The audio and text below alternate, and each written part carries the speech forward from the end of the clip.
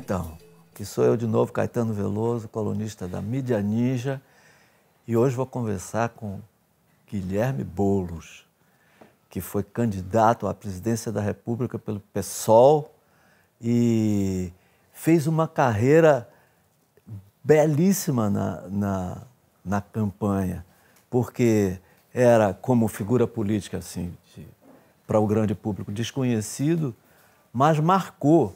E ele vem fazendo um trabalho com o MTST, que é o Movimento dos Trabalhadores Sem Teto, em São Paulo, mas com ramificações pelo Brasil e pelo resto do Brasil. E eu quero conversar com eles exatamente sobre isso, porque existe neste momento, há um esboço de criação de uma lei antiterrorismo que incluiria os movimentos sociais, entre os quais está o MTST.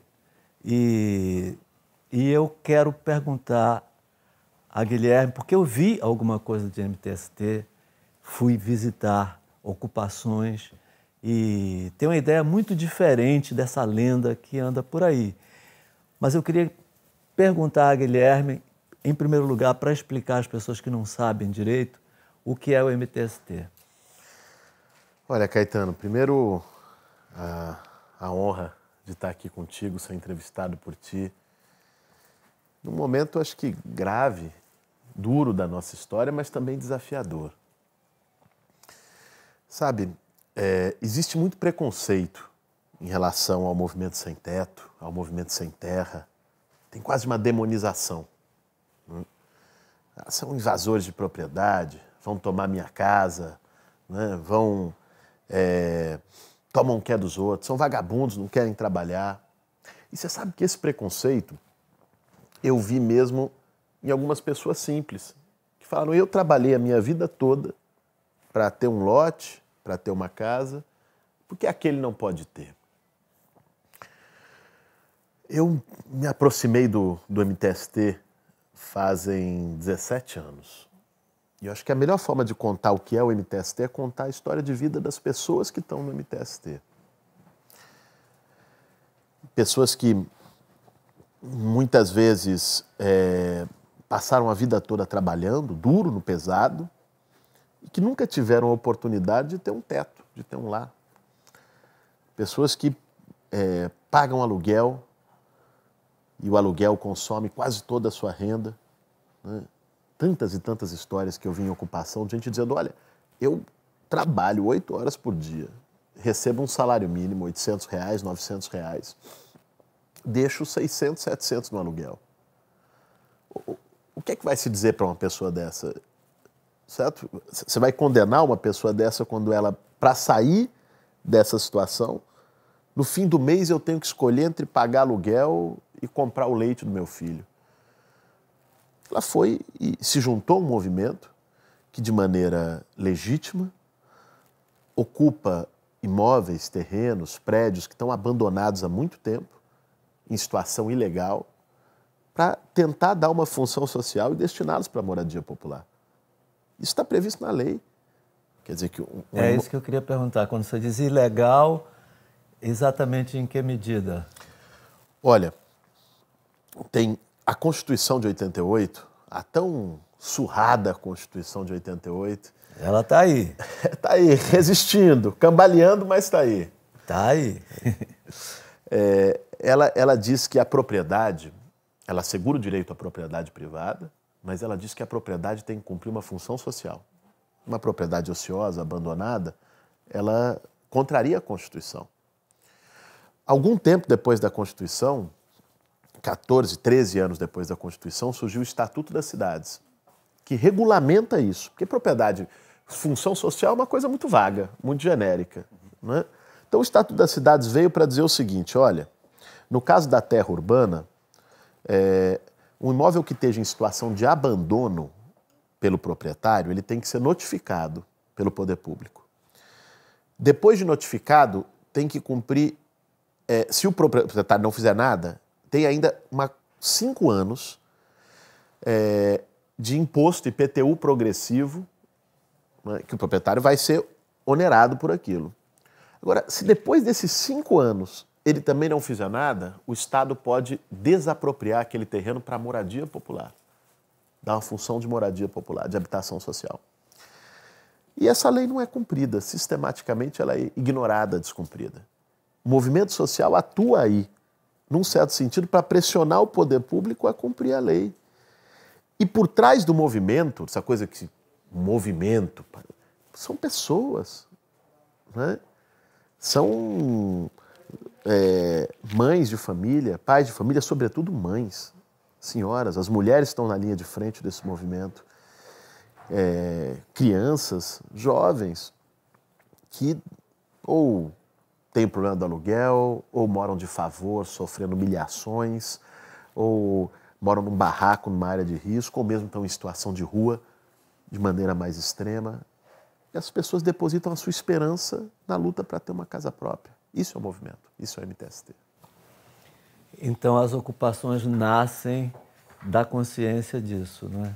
Como na ocupação de São Bernardo do Campo, que teve, eu visitei a de São Bernardo. Que você visitou, foi impedido de cantar, né? É verdade. Uma coisa incrível. Eu fui lá cantar e proibiram, no dia proibiram, não é? Você chegou aí. Eu cheguei aí para cantar. Uma juíza, né? Baixou uma proibição, eu não pude cantar. E ali, mas poxa, foi muito bom ir lá. Foi bonito. Muito Tinha uma energia, bonito. né? A energia é muito boa e muito impressionante, sabe o quê? A organização. E a noção que cada pessoa tinha da função que exercia na organização. É um negócio grande, um negócio vasto, mas assim, o lugar onde fazia comida, quem fazia comida, aquelas senhoras explicando como faziam, tudo muito limpo, muito educado, muito organizado e muito, assim, humano, assim, uma convivência num nível admirável. É muito surpreendente. Acho que a maioria da população brasileira não sabe. Quando ouve falar uma ocupação do MTST, pensam que é uma invasão da propriedade alheia, entendeu? E hoje em dia tem se feito muito proselitismo no sentido de dizer que é uma coisa... Até essa tendência a querer identificar com terrorismo, que é meio absurdo, né? É uma aproximação absurda do conceito das ocupações que se dão pelas razões que você descreveu e do modo como se dão, como eu vi, de terrorista não tem nada, não tem nenhuma semelhança com o que você possa chamar de terrorismo, né? Então,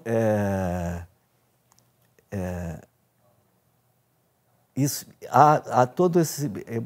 As pessoas que estão nos ouvindo conversar, muitas pessoas não têm ideia, ainda ficam pensando, mas como ocupação, como é que vai tomar a casa que é dos outros, entendeu? O terreno que é dos outros. Mas justamente esses terrenos estão ilegalmente não utilizados por um tempo já além do aceito pela Constituição e pela regulamentação do Estatuto das Cidades. Então, conte mais aí dos detalhes, quais as riquezas de inventividade desses ambientes de ocupação. Você sabe que um dos maiores exemplos de solidariedade que eu pude vivenciar prática na minha vida são as cozinhas coletivas dentro das ocupações. Que são as pessoas que chegam lá sem nada e se organizam, dão o seu trabalho de maneira voluntária para alimentar outras milhares de pessoas que estão na ocupação. E ali, em torno da cozinha, se forma um sentimento de comunidade que se perdeu.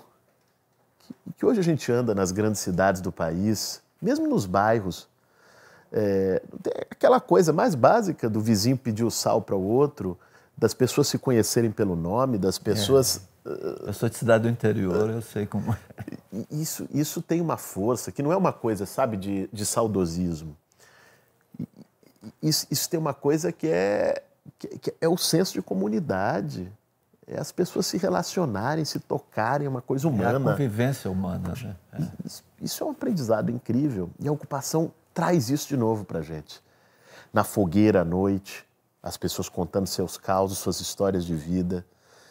Eu vi histórias de vida se reencontrarem numa fogueira, dentro de ocupação, de pessoas que se conheceram 30 anos antes, no Nordeste do país, e se reencontraram numa ocupação na região metropolitana de São Paulo, contando as suas histórias. Não se reconheceram imediatamente, se reconheceram pelas histórias de vida. E as cozinhas, além de alimentarem, elas dão brilho, dão esperança. As pessoas se sentem importantes, né? Ao ajudar os outros no gesto de solidariedade, as pessoas se fortalecem. Eu senti isso nessas pessoas, essas pessoas que trabalhavam na cozinha daquele lugar em São Bernardo, porque elas eram muito alegres e organizadas, assim, e tinham prazer em fazer as coisas, em ter a função determinada. Não é uma... Tem muito isso, tem uma coisa das pessoas serem reconhecidas. As pessoas estão pisoteadas, Caetano. Essa realidade de uma grande cidade, as pessoas, cada dia, elas foram acostumadas, pessoas mais pobres, a conviver com toda sorte de humilhação, a ter um lugar. O seu lugar é o elevador de serviço, o seu lugar é a porta dos fundos, o seu lugar é dizer sim, senhor. E as pessoas vão perdendo a chama, perdendo o sentido. E quando elas são valorizadas, têm voz, se sentem alguém, se sentem parte de algo maior, isso faz renascer uma potência. E para além disso, são pessoas que vêm de história de muito sofrimento. Sabe, a primeira vez que eu vi essa história de lei antiterrorista se aplicar a quem ocupa a terra, me veio à cabeça a história de uma pessoa do movimento, a Norma. Foi uma história que me marcou muito. Eu, inclusive, citei essa história no livro que eu escrevi, Por que Ocupamos. A Norma veio da Bahia, de Vitória da Conquista, com seu marido, e veio para São Paulo buscar um emprego. Já tinha 2 filhos na época, depois teve um terceiro. E ela chega em São Paulo com um pouco que tinha vendido uma casinha na Bahia, que ela tinha, e chega em São Paulo para procurar emprego. E com aquilo ela dá entrada numa casa, em Taboão da Serra, na região metropolitana de São Paulo. Deu entrada nessa casa, ficou lá, de repente ela recebe um oficial de justiça.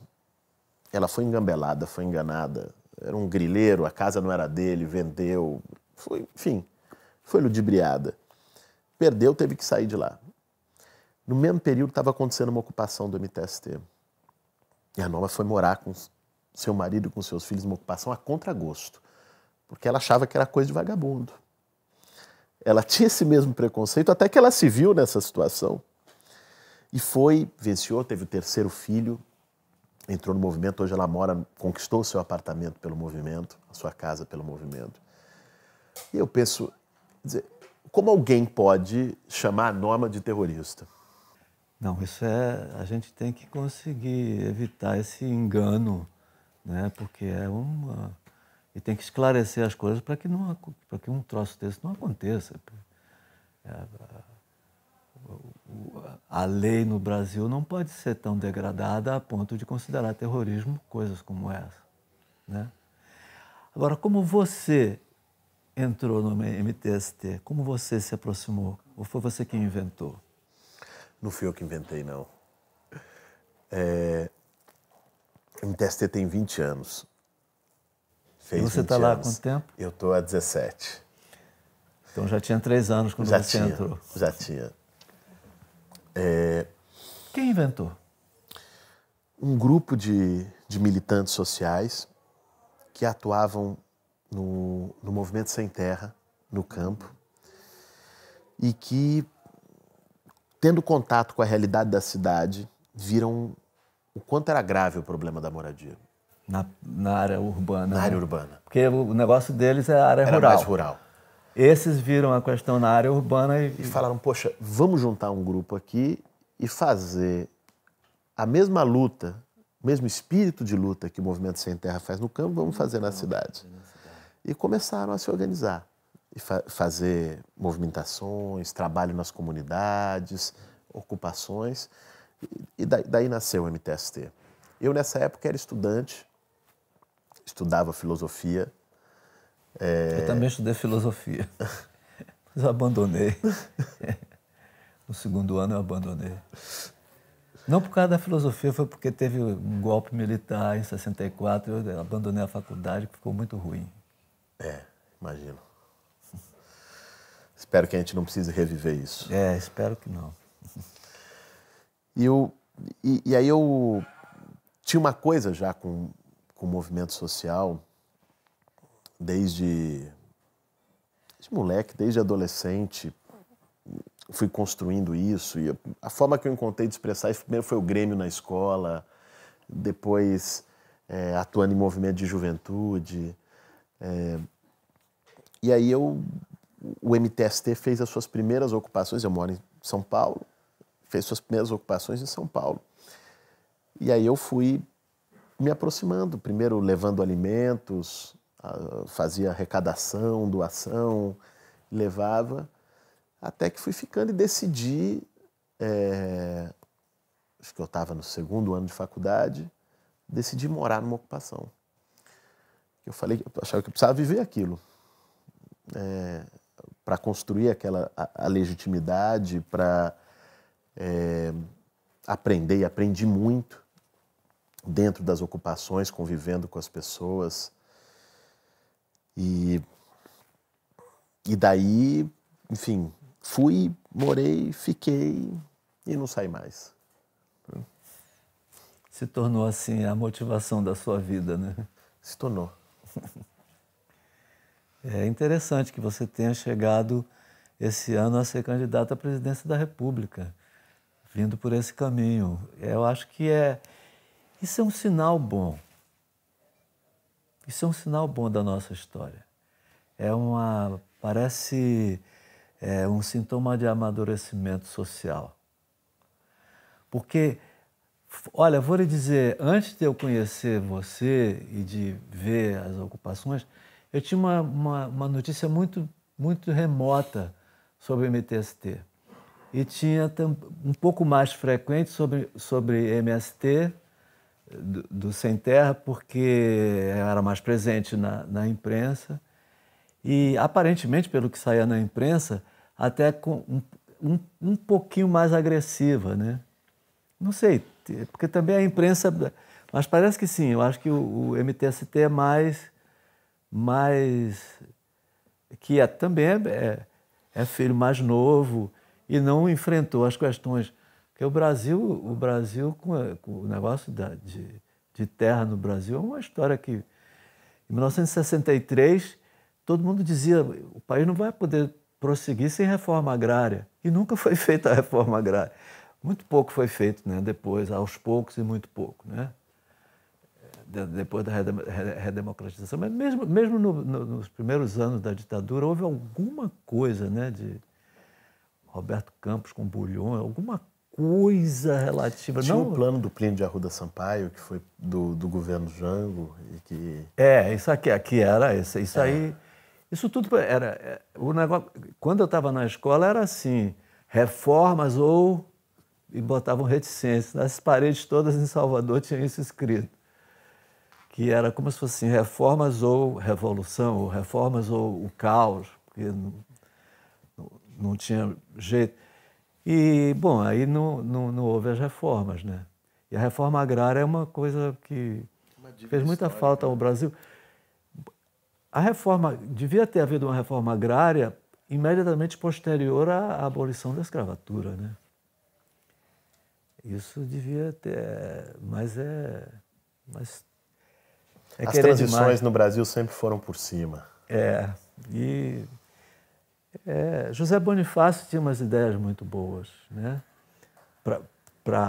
Na época da independência, porque ele queria a abolição da escravatura concomitantemente com a independência, o que seria uma coisa, além de ser pioneiro, ia ser muito bom, né? Porque ele tinha um plano muito bonito. É interessante que tenha aparecido o plano tão bonito tão cedo. É terrível que não tenha sido posto em prática. Mas o fato de ter havido a inspiração, alguém ter... Porque nenhum dos grandes pais fundadores dos Estados Unidos chegou ao ponto do José Bonifácio, que era uma coisa profundamente antirracista, né? Era uma coisa que o José Bonifácio já previa não só grande oportunidade para as populações ex-escravas, que ele queria que fossem, logo que houvesse a independência, né? Como ele queria uma intensificação do projeto de educação dos ex-escravos, da população negra brasileira, da população indígena, de educação. Hoje, muitos antropólogos dizem que isso seria um etnocídio, tal, porque ia acabar a cultura dos índios, mas, de todo modo, era um programa que não teve Jefferson que tivesse. Não teve, não. É um sintoma. E eu acho que uma coisa como aconteceu com você, de chegar a ser candidato à presidência, com uma história como essa, tem uma ligação com esse sintoma.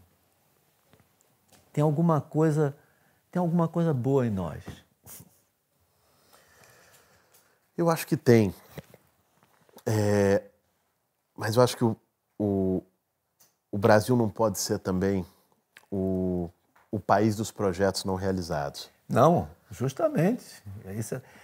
Acreditar que tem alguma coisa boa é assumir responsabilidade. Claro, de plantar semente, mas não só. De regar, de fazer crescer. Porque acontece o seguinte, se você pensar, tudo no Brasil é ruim, aí você fica sem responsabilidade. A Princesa Isabel é ruim, a Carlota Joaquina era ruim, o Dom João VI era um fujão, tudo é uma porcaria. Nada presta. Então, o Brasil não presta mesmo. Então, aí você fica sem responsabilidade. Tem que ver o que é que tem de bonito em todos os lados, onde é que aparece, onde tem sintomas do que você pode utilizar para assumir responsabilidades. Eu estou falando com um homem que assumiu responsabilidades. Por isso que eu estou falando assim. Eu não tenho dúvida. Não fala assim com vagabundo, não. E depois o pobre brasileiro pensa, descreve Dom João VI, era um imundo, não lavava a mão quando comia galinha. Quem na aristocracia europeia lavava a mão, entendeu? O Palácio de Versalhes não tinha banheiro. Eles cagavam e mijavam em baldes. Versalhes, entendeu? Agora aqui a pessoa pensa que só o Dom João VI era sujo, que a mão ficava com a mão suja, todo mundo tem vergonha. Isso é coisa de português, brasileiro. Esculhamos logo com os portugueses. Não, os portugueses maravilhosos, os pioneiros da globalização, os caras inventaram o mundo redondo. Chega de complexo de vira-lata. É, claro. Escuta, Boulos, eu fico orgulhoso de falar seu nome Boulos, assim, imaginar que meu neto está vendo, ou o amiguinho dele, porque eles são seus fãs. Tem uns meninos de 10 anos de idade, adoram você, porque viram na televisão. Quando ouviram falar que ia falar com você hoje, você vai falar com Boulos. Aí o meu neto de 10 anos chamou o amigo dele. Nicolas, vem cá. Meu avô vai falar com Boulos. Aí o garoto, com Boulos, entendeu? Então... Santo de casa não faz milagre, né, Caetano? Porque minhas filhas, a primeira vez que eu te encontrei, tiveram a mesma reação contigo. Puxa, maravilhosa. E ela ficou cantando e se me abraçava. A Laura com aquele violão. Com violão. Meu Deus do céu, virou a menina mais exibida da Zona Sul de São Paulo. Gostei muito. E o meu netinho com você hoje foi mais esfuziante ainda. Escute uma coisa, um aspecto que impressiona muito são as experiências particulares que há dentro do Minha Casa Minha Vida, né? Como entidades, né? Explique como qual é a diferença, o que é isso dentro do Minha Casa Minha Vida. Isso é importante, porque As pessoas veem o movimento fazendo manifestação, veem o movimento fazendo ocupação, mas poucos são aqueles que veem o resultado final dessa história. Parece que é muito barulho por nada, mas não é, né? Tem resultado, tem gente que conseguiu realizar o seu sonho da casa através da luta no movimento. E isso se dá quando a luta do movimento estimula o poder público a ter um programa habitacional que atenda essas pessoas que tiveram seus direitos historicamente negados e que tiveram voz através do movimento para reivindicar esses direitos. Dentro do Minha Casa Minha Vida, tem um programa chamado Minha Casa Minha Vida Entidades, que é muito pequeno, ele é minoritário. O Minha Casa Minha Vida chegou a produzir 2 milhões de casas, o Minha Casa Minha Vida Entidades, digamos, é 2% disso, né? Mas esses 2% são as melhores e maiores casas do programa Minha Casa Minha Vida. Qual que é a diferença dele? No programa normal, é gerido pela construtora. É a empreiteira quem faz o projeto, é a empreiteira que escolhe o terreno, é a empreiteira que executa a obra e depois a pessoa recebe lá o seu apartamento. Que muitas vezes é um apartamento que a gente já vê desde lá de trás, desde as Coabs, o BNH no seu modelo mais popular, que eram apartamentos mal localizados, pequenos, né? Família, aquele famoso que você abre o armário, bate na cama, né? Abre a geladeira, dá na pia. As pessoas não conseguem viver dignamente. No caso do Entidades, quem faz todo o processo são os futuros moradores, organizados no movimento social, numa entidade. Então, o movimento indica o terreno, faz o projeto junto com as famílias, discutindo com as famílias, depois supervisiona a obra, né? E muitas vezes os próprios moradores futuros trabalham na obra e faz o produto final. Resultado: no Entidades, nós conseguimos ter moradias com o mesmo valor, com o mesmo dinheiro público dado para as empreiteiras, enquanto elas fazem de 39 metros quadrados, nós fizemos de 63, com 3 dormitórios, com varanda, com elevador, com área social, com playground, com quadra de futebol, né? Com o mesmo dinheiro. O que era lucro da empreiteira virou qualidade de vida para as pessoas num condomínio muito melhor. Porque as pessoas participaram, elas apontaram. Puxa, isso devia ter proliferado e virado o modelo dominante, hein? Foi uma briga. A gente tentou, foi uma briga garantir que o programa existisse. E a gente brigou muito para que ampliasse mais. Não conseguimos ampliar o quanto era necessário. Mas agora, a briga é para que sobreviva. Porque já no governo Temer se reduziu muito e agora estão querendo acabar com o Ministério das Cidades, que é o que executa, com o próprio Minha Casa Minha Vida Faixa 1, quem dirá o Entidades. A briga vai ser para que esse tipo de política pública seja reconhecido, valorizado e não criminalizado. Primeiro temos que evitar que seja criminalizado e depois temos que fazer com que sobreviva, né? Esse negócio do Entidade nasceu da aproximação do MTST com o Minha Casa Minha Vida? Do MTST e de outros movimentos de moradia. Né? Em 2009, quando surge Minha Casa Minha Vida. Porque aí surge uma coisa muito inventiva. Sabe que isso me toca muito fundo, porque eu sou da Fundação da Casa Popular. Porque no Rio de Janeiro, eu morei dos 13 aos 14 anos na Fundação da Casa Popular, que é um bairro que hoje se chama Guadalupe. Não tinha nome, na época era Fundação da Casa Popular, em Deodoro, junto de Deodoro, lá na Zona Norte. Então, a parte essencial da minha adolescência, eu cresci numa Fundação da Casa Popular, dos anos 50. É isso, acho que só quem convive com esses problemas, consegue valorizar um resultado como esse. Aí as pessoas falam, mas o cara vai vender, porque tem gente que gosta de botar problema em tudo, ele vai dizer, bom, é vagabundo, aí você diz, não é, são pessoas que trabalham, mas tomou o que é dos outros, aí você diz, não, a lei diz que é assim, mas se ganhou vai vender, né? Sempre vai ter uma... E você sabe que nas experiências que nós temos de condomínio, no movimento, não houve praticamente nenhuma venda. Sabe por quê, Caetano? Porque as pessoas se sentem parte daquilo.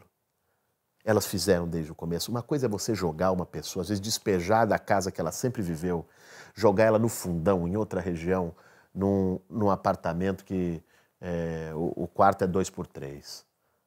Outra coisa é a pessoa ter participado daquela luta, ter, desde o tempo do projeto, ajudado, ter participado na reunião, na assembleia, botado uma fita crepe no chão, simulando o apartamento, para decidir onde ia botar a parede da cozinha e da sala, qual que ia aumentar. Aquilo é parte dela. Ela se sente dona daquilo, parte, proprietária daquilo. Essa pessoa não vende. Você sabe que a minha parte da família, meus primos que têm essa casa em Guadalupe, tem ainda, nunca venderam. Já morreram os mais velhos, mas as filhas deles continuam com a casa. E todos os vizinhos, ninguém vendeu nada, não. Tá lá. Tá lá. E não é isso aí, hein? É um negócio dos anos 50 e não tinha essa coisa como entidade, que é uma maravilha, porque a própria pessoa constrói, né? Participa da construção, né? Então, Boulos, olha, muito obrigado. Vou ficar muito orgulhoso na frente do meu neto que está falando com você.